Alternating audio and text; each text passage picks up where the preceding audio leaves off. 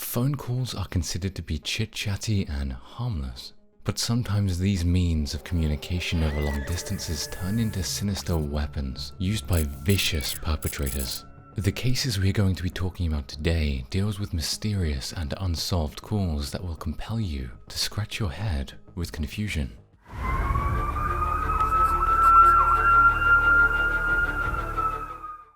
Number 1.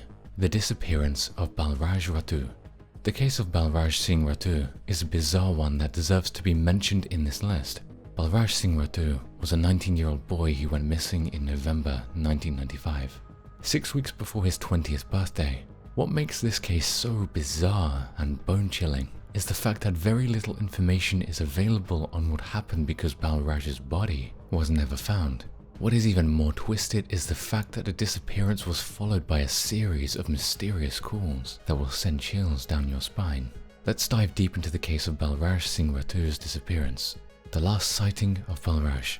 Balraj's last appearance is reported to have been on November 6, 1995. He was having a good time with one of his friends and was drinking. This was near 138th Street and 72nd Avenue in Surrey, British Columbia.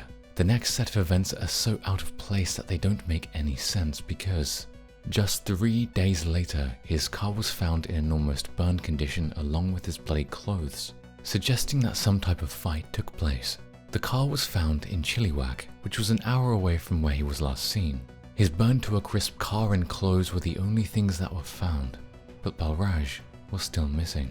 To this day, after 2 decades, there is still no trace of Balraj, and we know nothing about what monstrosity happened to him. Bizarre phone calls begin. Around 1 a.m., Balraj's family receives an unusual phone call just 1 day after he went missing. The caller was a woman, and assuming that she was talking to Balraj, she mockingly said, "Raj, you were beaten," and laughingly hung up the phone.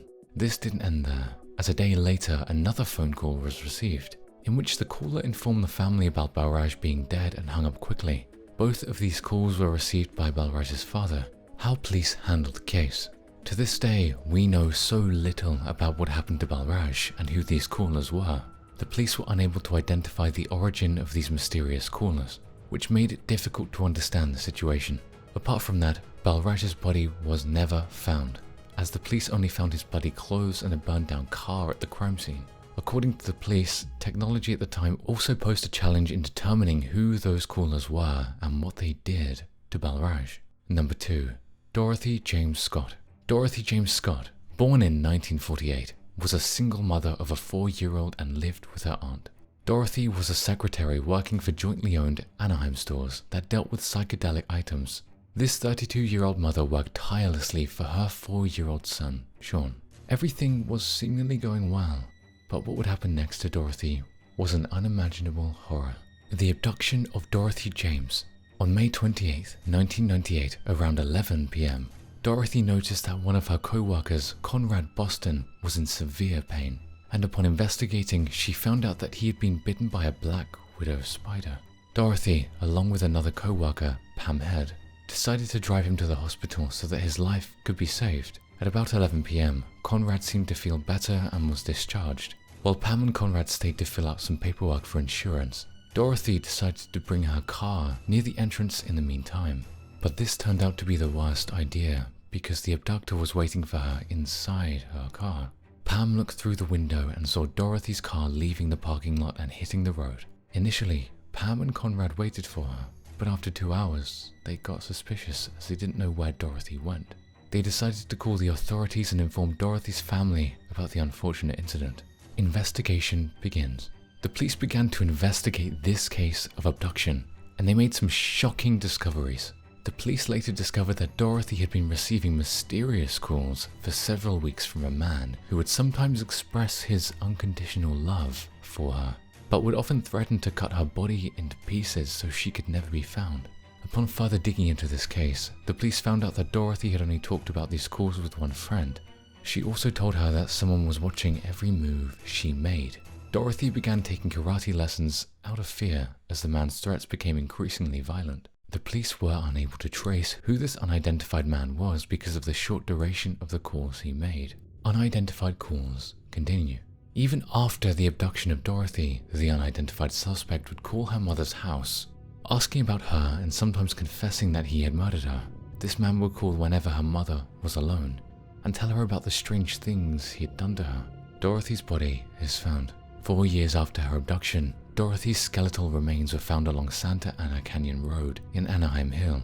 Apart from that, her car, which she had been abducted in, was found burned down in an alleyway in Santa Ana. The mystery of her abduction remains unsolved. Number 3.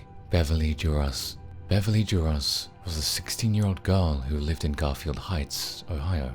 Born in 1948, Beverly was a pretty and calm-natured girl who had a love for poetry. She was a huge fan of Shakespeare. Sadly, Beverly was brutally stabbed and murdered under mysterious circumstances, which makes this decades-old case still a mystery. A bizarre set of events happened that puzzled the mind, including a mysterious call, as you could have guessed. Let's get into the murder of Beverly Duras. The unfortunate events. On December 28, 1964, Beverly and her sister Carol decided to visit their grandma. This was around 10:30 a.m. Beverly had planned to meet one of her friends, Barbara, that day. Barbara was supposed to meet Beverly around 1:30 along with her friend Margie. Around 12 to 12:40, Beverly answers a phone call that was meant for her dad. She notes down the message that she got from the caller. Stefan Stankiewicz called. "We'll call back later." The crazy thing is, they never received a call from him. In fact, no one in the family even knew who this man was. This call was later followed by another call, which was from a repair shop where Beverly's mum was getting her jewelry repaired. Around 1, Barbara was dropped off by her mum and she waited outside Beverly's house for quite some time as she wasn't answering the door, and she decided to go back home. Upon reaching home, she called Beverly multiple times but got no answer. Beverly was brutally murdered. Around 4:30 that day, Beverly's father returns home only to find Beverly brutally stabbed to death in her room. He described that no signs of barging into the house were found. Beverly was found in an unrecognizable condition. She was stabbed about 40 times, right in her chest, neck, and shoulders. Apart from that, she had broken nails and was strangled with the help of a rope. Her face was also slashed, which severed all of her vessels. The investigation. Police began their investigation and they found out about the mysterious gifts Beverly had been receiving for a couple of months. The first occurrence of this bizarre incident was in July of 1964, when Beverly received in the mail a sterling silver bracelet and a ring that were prestigiously wrapped with ribbons with the message, "To Bev." She feared being stalked by someone. This didn't stop there, because right after 1 month, she received another package in her mailbox. But this time, it contained a cheap gold-toned brooch and a bracelet. The events caused Beverly to act more carefully, as she would make sure to lock the doors and keep her windows closed. This gives rise to numerous conspiracy theories about the unsolved murder. The unknown caller. The first theory is that she was murdered by none other than Stefan Stankiewicz, who called right before her murder. The man became a suspect, as no one in the family knew who this man was or if he even existed. The known killer. Another theory is that Beverly knew the killer and had unknowingly opened the door for him, which led him to murder her and leave no signs of disturbance in the house. This could be possible, as everything in the house remained in its place. To this day, the killer is unknown. Even after more than 5 decades, the case remains unsolved. Number 4. Amy Minaljevic's murder. Amy Minaljevich was 10 years old, and she went to a Bay Village Square shopping mall in 1989. She was waiting outside the mall alone. But suddenly, one of Amy's friends saw a man whispering something into Amy's ears. Assuming he was Amy's dad or uncle, the friend brushed it off and went shopping as usual. But things took an unexpected turn when she was never seen again. The phone call. Amy called her mother to convince her that everything was fine and she's at home. But upon talking with her brother, Amy's mother found out that she was not at home. They became increasingly worried about why Amy had not returned from school. The bizarre truth. Upon hearing nothing from Amy's side, the family contacted the police. They started investigating and immediately found out that Amy had been in contact with an unidentified man on the phone. The man had supposedly told her to play the game of keeping secrets. It seems that Amy had developed quite a bonding with the man over the phone and decided to meet in person, or she was just being controlled by the man as a puppet.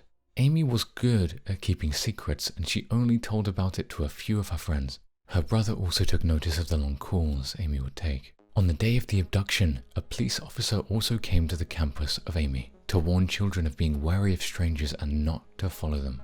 But Amy did not pay heed to those words, and she met an unidentified man who convinced her to call her mum and lie about her being alone, probably to buy himself some time. The discovery of the body. About 4 months later, Amy Minaljevic's body was found in a farmer's field. The field was about 50 miles from her home. After investigating, it was discovered that she was sexually assaulted and stabbed. It is believed that she was killed the same day as she was kidnapped. What's shocking and even more disturbing is that the unidentified man also reached out to many young girls in the entire Bay Village. He would try to lure them into meeting him. A few eyewitnesses suspect that the man is white and between the ages of 20 to 30. The killer of Amy Minaljevic is still not caught. Thank you so much for watching. Which one of these cases stuck out the most to you? Do let us know in the comments below, and we'll see you next time.